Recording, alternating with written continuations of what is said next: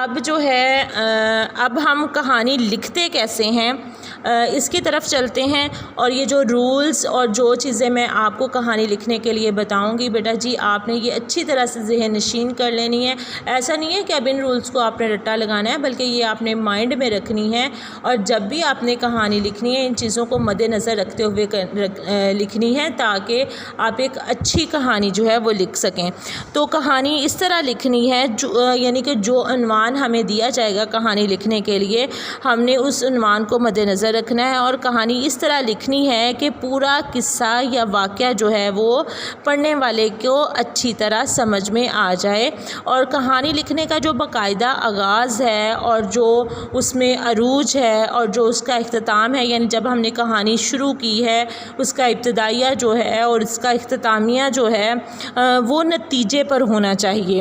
کہانی کا تعلق جیسا کہ آپ کو پتہ ہے ماضی سے ہوتا ہے، یعنی کہانی میں وہ چیزیں ہوتی ہیں جو ماضی میں بیت چکی ہوتی ہیں، جو ماضی میں گزر چکی ہوتی ہیں۔ تو کہانی کا تعلق چونکہ ماضی سے ہوتا ہے، اس لیے کہانی ہمیشہ جو ہے وہ ہمیں فعل ماضی میں لکھنی چاہیے،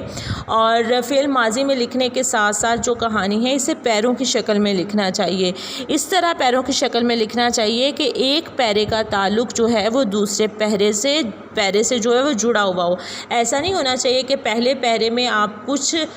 بیان کر رہے ہیں اور دوسرا پیرا جو ہے وہ اس سے بالکل اپوزٹ ہو، یعنی لگ ہی نہ رہا ہو کہ یہ ایک مربوط سلسلہ کہانی کا جو ہے وہ چل رہا ہے۔ ایسا نہیں ہونا چاہیے، بلکہ اس کی جو اکائیاں ہیں وہ باہم مربوط ہوں، ایک پیراگراف کا تعلق دوسرے کے ساتھ جڑا ہوا ہو، ایک پیرے کی اکائیاں دوسرے پیرے کے ساتھ جڑی ہوئی ہونی چاہیے، اور کہانی کے واقعات جو ہیں وہ خاص ترتیب سے ہمیں جو ہیں وہ لکھنے چاہیے۔ اگر ہم کسی خاص عنوان پر کہانی لکھنے کو کہا جائے ہمیں، تو اس عنوان کے متعلق جو بھی قصہ جو بھی کہانی آپ کو یاد ہو وہ بے تکلف لکھ دینی چاہیے۔ جیسے اب آپ کے سامنے غرور کا سر نیچا جو ہے وہ ٹاپک نظر آ رہا ہے، تو اس پر آپ کو کوئی بھی قصہ جو آپ کے مائنڈ میں ہے، کوئی بھی کہانی جو آپ کو یاد ہے وہ آپ نے اس پر لکھنی ہے، لیکن لکھتے وقت آپ نے یہ بات یاد رکھنی ہے کہ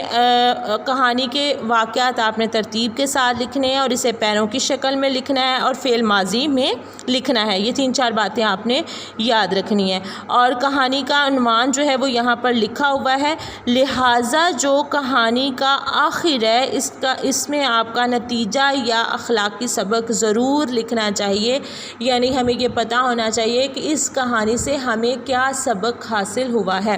تو کہانی لکھنی ہے اب آپ نے غرور کا سر نیچا، جو کہ آپ کے سامنے اسکرین پر بھی شو ہو رہی ہے، پیج نمبر 145 ہے، صفحہ نمبر 145 ہے۔ غرور کا سر نیچا کہانی آپ نے لکھنا ہے، اور آپ کے مائنڈ میں آپ کے ذہن میں اس کہانی اس عنوان کے متعلق جو سامنے اسکرین پر ہے جو بھی قصہ کہانی آپ کو یاد ہے آپ لکھیں گے، اور اس طرح سے لکھیں گے کہ کہانی پڑھ کر پورا قصہ یا واقعہ جو ہے وہ اچھی طرح سمجھ میں آ جائے۔ باقاعدہ اس کا آغاز کریں اور اختتام اخلاقی سبق پر کریں گے۔ پیراگراف کی شکل میں آپ لکھیں گے، اور پیراگراف میں کہانی کے جو واقعات ہیں وہ ترتیب کے ساتھ لکھیں گے۔ تو چلیے آپ اپنی پینسل جو ہے وہ ہاتھ میں پکڑیں، پین ہاتھ میں پکڑیں، اور غرور کا سر نیچا کہانی صفحہ نمبر 145 پر آپ لکھنا شروع کریں۔ انشاءاللہ کل جو ہے میں اسے کلاس میں چیک کروں گی۔ امید کرتی ہوں کہ آپ کو سمجھ آ گئی ہوگی۔ پھر بھی اگر کسی قسم کی آپ کو کنفیوژن ہو تو آپ ابھی کمنٹ کر کے مجھ سے پوچھ سکتے ہیں۔ Thank you very much. اللہ حافظ۔